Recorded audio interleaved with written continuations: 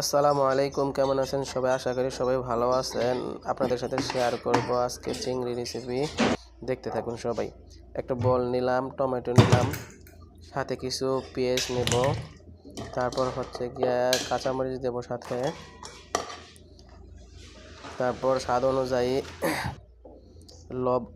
অনুযায়ী লবণ, হলুদের গুঁড়া, ধনিয়ার গুঁড়া, মরিচ, জিরা সব কিছু পাউডার একসাথে দিয়ে মিক্স করে নেব।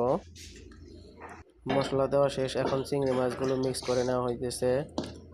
মিক্স করে নেওয়ার পর ফ্রাই প্যানে কিছু তেল দেওয়া হবে। এখন তেল গরম হলে চিংড়ি মাছগুলো এক এক করে সব দিয়ে দেব। এক এক করে সব দেওয়া শেষ। প্রায় চিংড়ি মাছ ভাজা শেষ হবে। ফ্রাই প্যানে আবার তেল দেওয়া হইতেছে। পেঁয়াজ কুচি করে রাখা আছে এখানে। এই পেঁয়াজ কুচিগুলা এখন ফ্রাই করে নেব। পেঁয়াজ কুচিগুলো দিয়ে দেওয়া হলো। এখন এগুলো নেড়ে করে সুন্দরভাবে ভেজে নেব। এগুলো খুব সুন্দরভাবে ভেজে নেওয়া শেষ হলে তারপর চিংড়িগুলো দিয়ে দেবো। সাথে একটু পানি দিয়ে দেবো হালকা।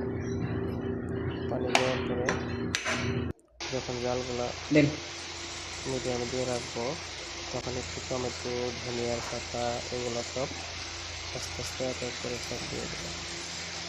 Bye bye.